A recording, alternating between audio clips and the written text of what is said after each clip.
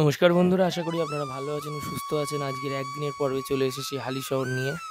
হালিশহর আপনারা শিয়ালদা থেকে ১ ঘন্টাতেই পৌঁছে যেতে পারবেন। একদিনের সফরে হালিশহরে একবেলা সময় থাকলেও হালিশহর ঘুরে নিতে পারেন। হালিশহরের আগের নাম ছিল কুমারহট্ট, তার আগে ছিল হাভেলি শহর। হালিশহর কিন্তু গঙ্গা তীরবর্তী একটি প্রাচীন জনপদ। শোনা যায় যে এখানে কুম্ভকারদের অর্থাৎ কুমারদের বা কুমোরদের বিরাট হাট বসত। গঙ্গার হাট থেকে হাড়ি কলসি নৌকায় করে চালান হতো, তাই কুমারহাট বা কুমারহট্ট নাম হয়েছিল। প্রথমেই আমাদের গন্তব্য দ্রষ্টব্য পর্যটনীয় স্থান হলো স্বামী নিগমানন্দের সারস্বত মঠ।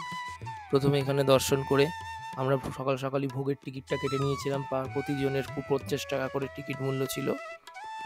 চলুন দেখে নিই আসাম বঙ্গীয় সারস্বত মঠ বা স্বামী নিগমানন্দের আশ্রম।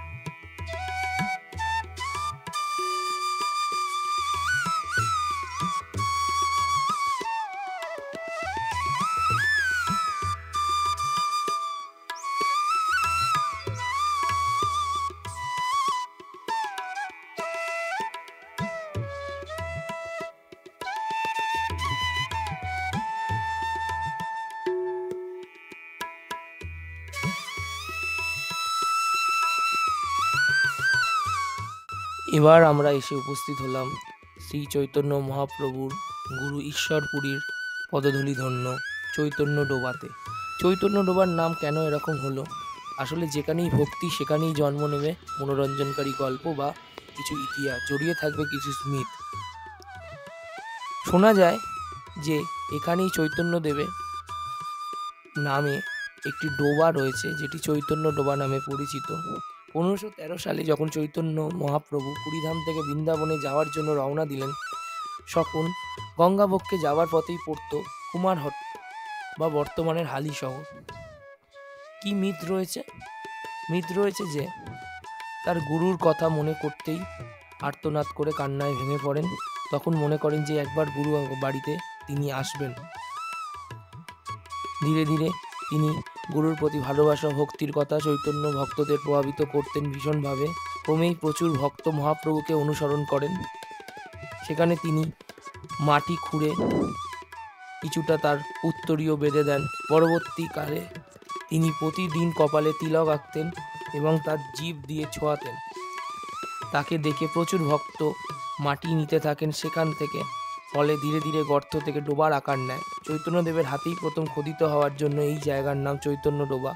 তবে কাহিনীর সত্যতা নিয়ে অনেক তর্ক রয়েছে। 2008 সালে হালিশহর পৌরসভার পক্ষ থেকে হেরিটেজ অর্থানুকূলে মন্দিরের নবসংস্কার করা হয়।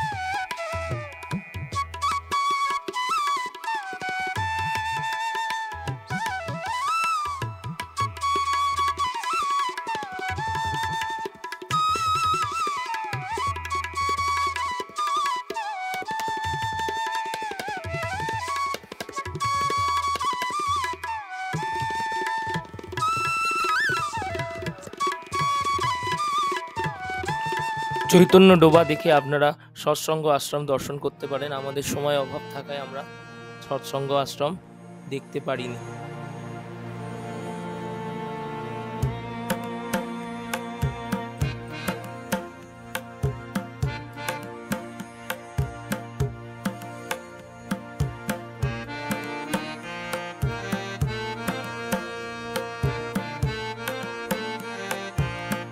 আমাদের পরের গন্তব্য হচ্ছে রানী রাসমণি ঘাট ও রানী রাসমণির মন্দির। শোনা যায় হালিশহরেই থাকতেন রানী রাসমণি বিয়ের আগে। এই রানী রাসমণি ঘাট দেখার আগেই আপনারা দেখতে পারেন এখানকার বিখ্যাত ভাইরাল ফুচকা পাড়া। কথায় বলে বাঙালি সব ছাড়া থাকতে পারে, কিন্তু রাস্তার ধারে চৌকো একটা বক্সে ফুচকা খেতে ভোলে না। অবাক হচ্ছেন শুনি, এই বাংলার রয়েছে উত্তর 24 পরগনা হালিশহরেই রয়েছে সেই ফুচকা পাড়া, যেখানে শয়ে শয়ে দোকান রয়েছে। এখনও বর্তমানে 10 টাকায় 10টি জল ফুচকা এবং 8টি চাটনি ফুচকা পাওয়া যায়। যেহেতু আমরা দিনের বেলায় গিয়েছিলাম, সবে ফুচকা তৈরি হচ্ছিল, তাই আমরা টোটো করে যেতে যেতেই দেখে নিয়েছিলাম সেই ফুচকা পাড়া।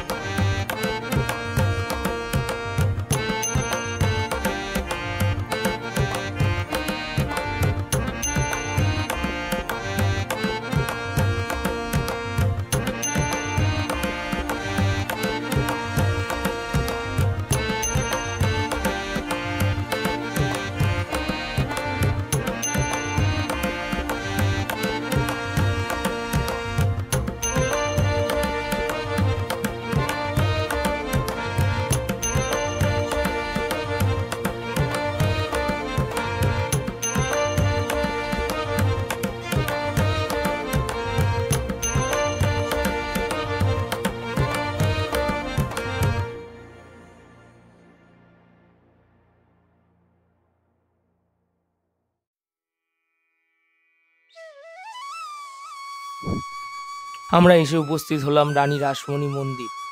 আসলে অনেকেই জানে না কলকাতা শহরের জানবাজারের রাজপরিবারে বিবাহিত হয়েছিল সেই রানী রাসমণি, কিন্তু তিনি ছিলেন নিতান্তই দরিদ্র পরিবারের এক কন্যা। হালিশহরে রয়েছে তার জন্মভিটে, সেখানেই গড়ে উঠেছে একটি দক্ষিণেশ্বরের মন্দিরের আদলে মা ভবতারিণীর মন্দির, সেখানেও বিরাজ করছেন মা ভবতারিণী। এই মন্দিরের সঙ্গে জুড়ে রয়েছেন বেলুড় মঠের একটি আশ্রম, সেখানেই ভোগের আয়োজন করা হয়ে থাকে। আপনারা এখানেও প্রসাদ গ্রহণ করতে পারেন। পাশেই রয়েছে শ্রী রামকৃষ্ণের মূর্তি। গঙ্গা পাড়েই রয়েছে সেই রানী রাসমণির জন্মভিটে, চারিদিকে গাছপালা দিয়ে সাজানো। গঙ্গার ঘাটে দীর্ঘক্ষণ বসে আপনি কাটিয়ে নিতে পারেন সুন্দর মুহূর্ত। ভেতরে ছবি তোলার কিছু রেস্ট্রিকশন থাকায় আমরা ভেতরে অনেক কিছুই দেখাতে পারলাম না, তার জন্য আমরা দুঃখিত।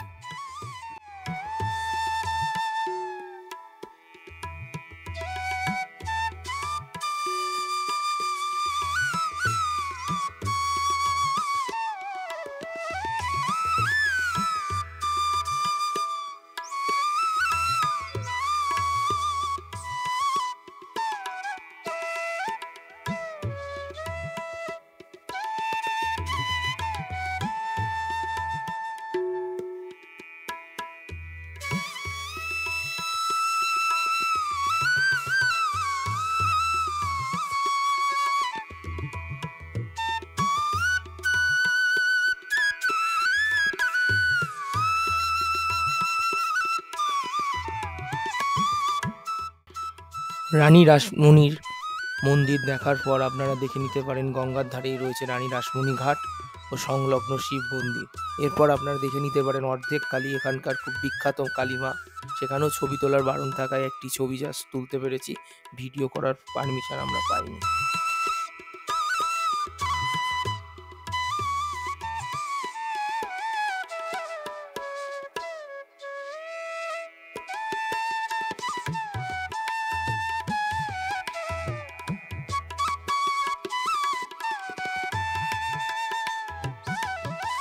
এর পরের দ্রষ্টব্য স্থান হচ্ছে জোড়া শিব মন্দির। রামপ্রসাদ ভিটা দেখার পথেই পড়বে জোড়া শিব মন্দির। আপনারা এই মন্দির দুটিও দেখে নিতে পারেন, এইটিও একটি ঐতিহ্যশালী দর্শনীয় স্থান।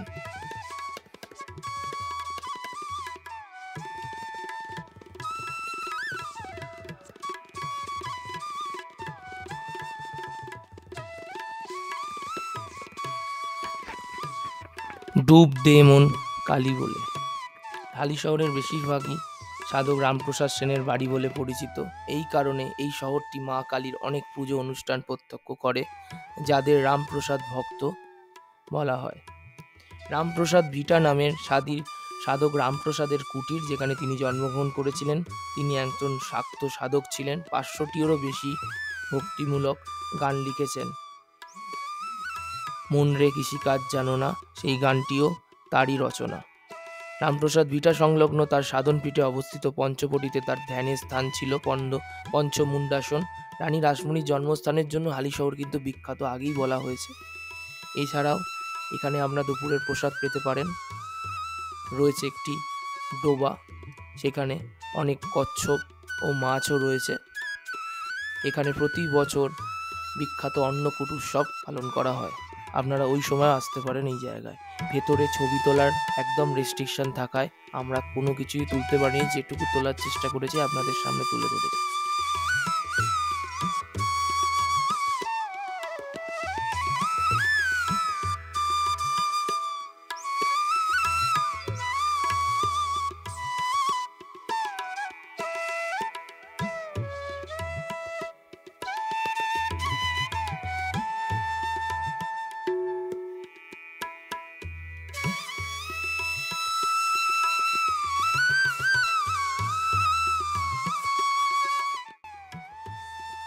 এরপর আমরা দেখে নিলাম বিখ্যাত নন্দকিশোর জিউ মন্দির, যেখানে রয়েছে 4টি শিব মন্দির, যে শিব মন্দিরগুলি একদম টেরাকোটা কাজে পরিপুক্ত।